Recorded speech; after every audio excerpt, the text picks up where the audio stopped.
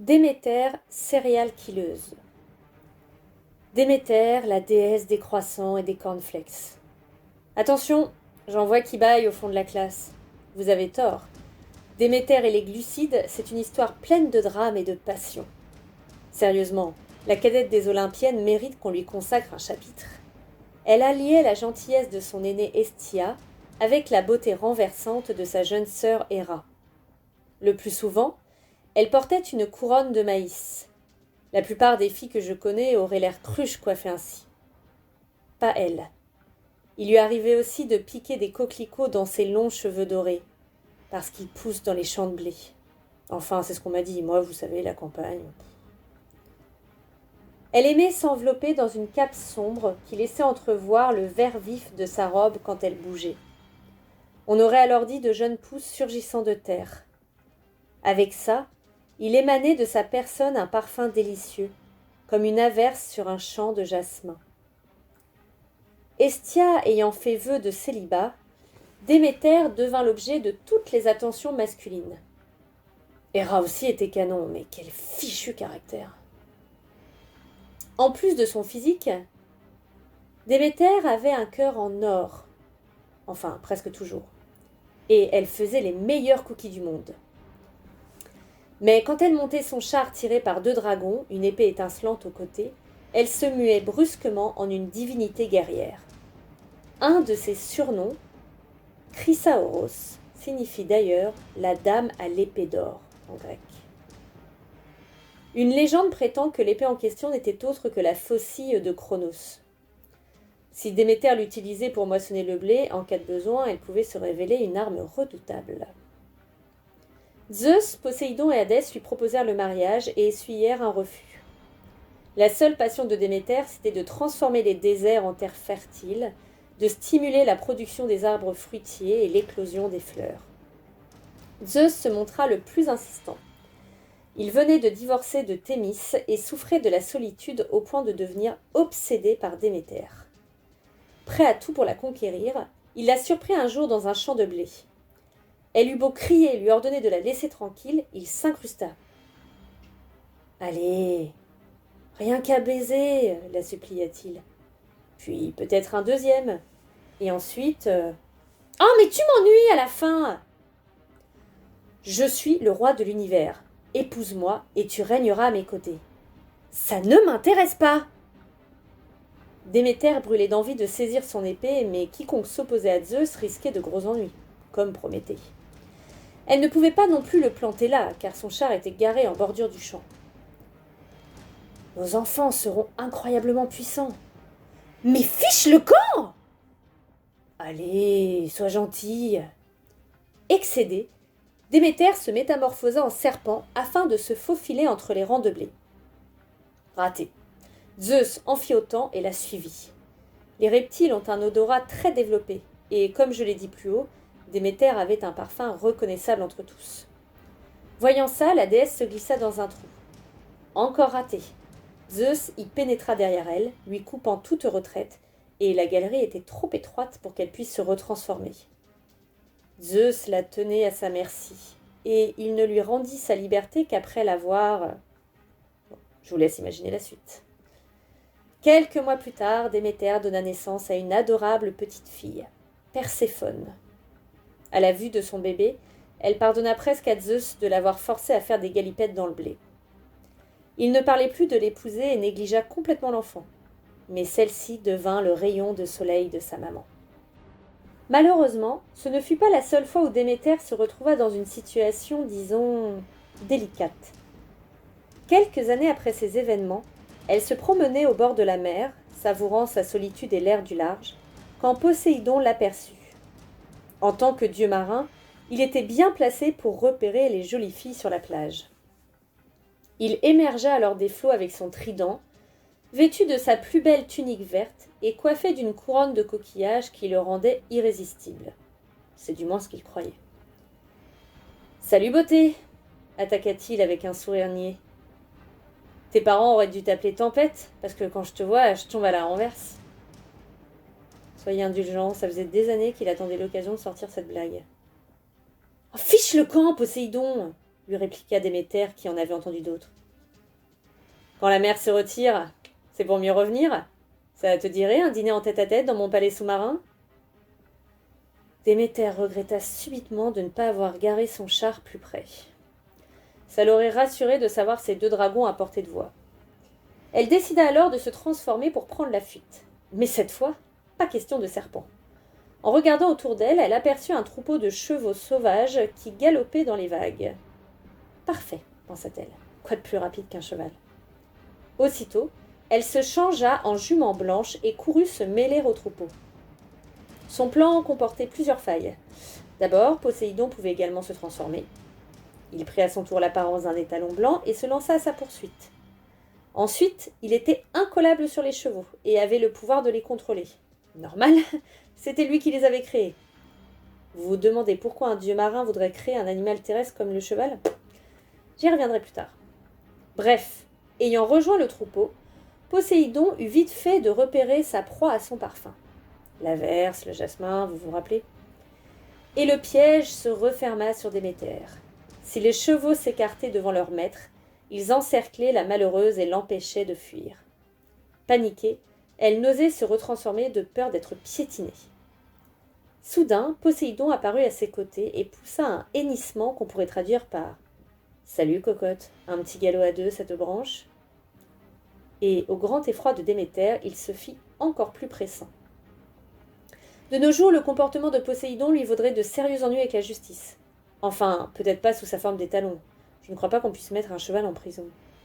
Mais les mœurs étaient plus brutales à l'époque, et Déméter pouvait difficilement se plaindre auprès de Zeus, vu qu'il s'était tout aussi mal conduit avec elle. Quelques mois plus tard, une Déméter furieuse et humiliée donnait naissance à des jumeaux, un bébé déesse et un poulain. Ne me demandez pas comment c'est possible. La petite fille, Despina, ne fit pas beaucoup parler d'elle par la suite. Adulte, son travail consistait à veiller sur le temple de Déméter. Si vous préférez, elle était la grande prêtresse du culte des céréales. Son frère Arion est connu pour avoir aidé Héraclès ainsi que d'autres héros. C'était vraiment un cheval extraordinaire, immortel et super rapide. Toutefois, je ne suis pas sûre que Déméter ait beaucoup apprécié d'avoir un fils qu'il fallait conduire régulièrement chez le maréchal Ferrand et qui la poussait constamment du museau pour lui réclamer une pomme. Après ça, on pourrait croire que Déméter, dégoûtée des hommes, se serait empressée d'adhérer au club des célibataires de sa sœur Hestia. Mais bizarrement, quelques mois plus tard, elle craqua pour un prince crétois, Iason, à ne pas confondre avec Jason. Ça, c'est une autre histoire. Il faut vous dire que les hommes avaient beaucoup progressé depuis que Prométhée leur avait apporté le feu. À présent, ils savaient écrire et parler. Ils s'habillaient, se brossaient les dents, et il arrivait même qu'ils prennent des bains. Certains étaient même assez beaux gosses pour attirer l'attention d'une déesse. En plus de son physique avantageux, Iason était poli, bien élevé et plein d'égards pour ses fermiers. C'était sans doute ce qui a séduit Déméter chez lui. Un jour où il inspectait des champs fraîchement labourés, elle lui apparut sous la forme d'une mortelle. Ils engagèrent la conversation. « C'est quoi ta passion dans la vie ?»« Moi, le blé. »« Oh, ça alors, moi aussi !» Et ils tombèrent rapidement amoureux. À plusieurs reprises, ils se retrouvèrent dans le même champ. Pendant quelques semaines, Déméter nagea dans le bonheur le plus complet. Hélas, c'était trop beau pour durer. À leur rendez-vous suivant, Zeus les aperçut de l'Olympe. En voyant Déméter et son amant tendrement enlacés, en train de se bécoter et d'échanger des considérations sur la culture des céréales, il entra dans une fureur aveugle. Je sais, il n'avait aucune raison d'être jaloux. Déméter n'était même pas sa copine. N'empêche qu'il a pété un câble. Ce qu'il y a de bien avec les mortels, du point de vue des dieux du moins, c'est qu'on peut les tuer facilement. Au moment où Déméter donnait un baiser passionné à Iasion, un coup de tonnerre éclata et un éclair jaillit des nuages. Quand Déméter revint de sa surprise, de la fumée se dégageait de ses vêtements et elle était seule dans le champ. De son amant, il ne restait qu'un minuscule tas de cendres. Elle eut beau hurler et maudire Zeus, il était trop tard. Elle se retira alors dans ses appartements privés sur le mont Olympe et y resta plusieurs mois à se morfondre. Quand elle en ressortit enfin, elle tenait un bébé dans les bras, un garçon qu'elle appela Plutos. On ne sait pas grand-chose sur lui, sinon qu'il est le dieu de l'abondance. Il parcourait la Grèce afin de récompenser les fermiers particulièrement méritants en leur remettant un sac d'or, l'équivalent antique de l'ordre du mérite agricole en quelque sorte. Par la suite, Déméter connut quelques flirts, mais elle ne se maria jamais, n'eut pas d'autres enfants, et ses relations avec ses frères restèrent toujours un peu tendues. Les malheurs qu'elle avait subis avaient également assombri son caractère. Vous la croyez inoffensive? Détrompez-vous. Il n'y a qu'à voir ce qu'elle a fait à Érysicton. Érysicton! Vous parlez d'un nom débile. En plus, le type qui le portait ne se prenait pas pour rien. Il avait décidé de se faire construire un palais tout en bois. Le problème, c'était que les plus beaux arbres de la région, les seuls qu'il jugeait dignes de lui, poussaient dans un bosquet consacré à Déméter. Chacun de ces chênes et peupliers géants abritait une dryade, une nymphe des bois. Celles-ci y passaient leur journée à danser, improviser des chants à la gloire de leur patronne, tresser des couronnes de fleurs, bref, tout ce que font habituellement les dryades.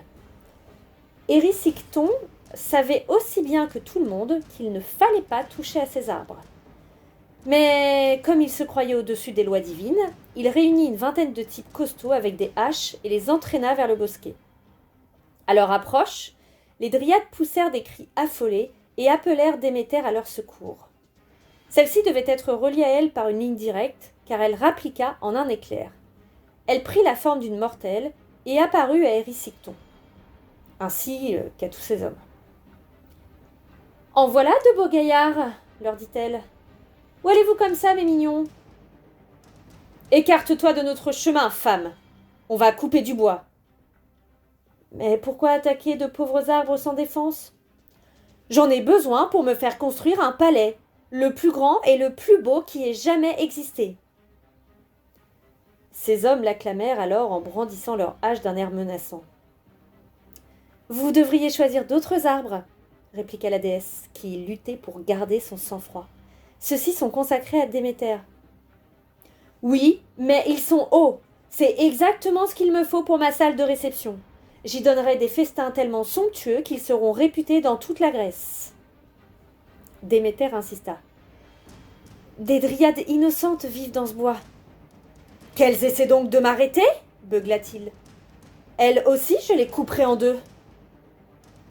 Et si Déméter elle-même tente de t'en empêcher ? La déesse des bouseux ? Elle me fait pas peur. Allez, maintenant, écarte-toi. Repoussant brutalement Déméter, il marcha d'un pas résolu vers l'arbre le plus haut, un peuplier blanc. Mais comme il levait sa hache, une violente bourrasque le renversa. La déesse grandit jusqu'à dépasser la cime des arbres.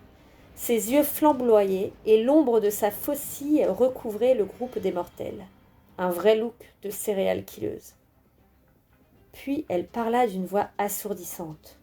« Et comme ça, je te fais peur ?» Les hommes lâchèrent leurs haches et se dispersèrent en piaillant comme des gamines apeurées. Seul Érysicton resta.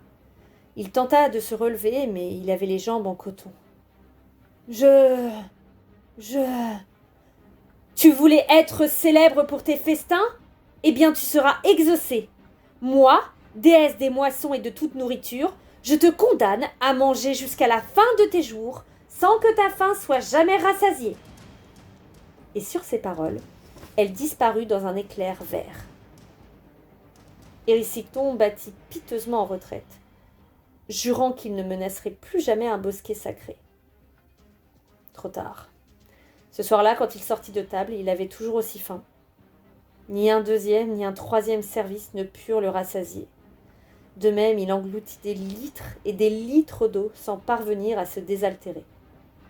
Au bout de quelques jours, la faim et la soif étaient devenues intolérables. Il ne trouvait le soulagement que dans le sommeil, et encore, il rêvait tout le temps de nourriture, et à son réveil, il était de nouveau affamé. En l'espace de quelques semaines, il épuisa toute sa fortune. Du matin au soir, il ne faisait que manger. Quand il ne posséda plus rien, ses amis lui tournèrent le dos. Dans son désespoir, il voulut même vendre sa fille comme esclave pour acheter de quoi se nourrir. Mais Déméter ne le laissa pas faire. À sa demande, Poséidon prit la jeune fille sous sa protection et l'engagea comme servante. Peut-être estimait-il devoir une compensation à Déméter après l'incident que vous savez sur la plage. Et comment résister aux prières d'une jolie mortelle en détresse ? Quant à Érysicton, il dépérit peu à peu et mourut dans d'atroces souffrances. Encore une histoire qui se termine bien. Quand la nouvelle se répandit, les hommes regrettèrent de n'avoir pas pris Déméter plus au sérieux. Une déesse capable de contrôler la nourriture pouvait vous combler de ses bienfaits ou vous pourrir l'existence selon son humeur. Après cette histoire, Déméter se promit de ne plus jamais céder à la colère et de prendre un nouveau départ. « Assez de drame, pensa-t-elle. À l'avenir, j'entends profiter de la vie auprès de ma merveilleuse fille, Perséphone. Ma plus grande joie, c'est elle. Mes autres enfants sont bien aussi, mais quand même. »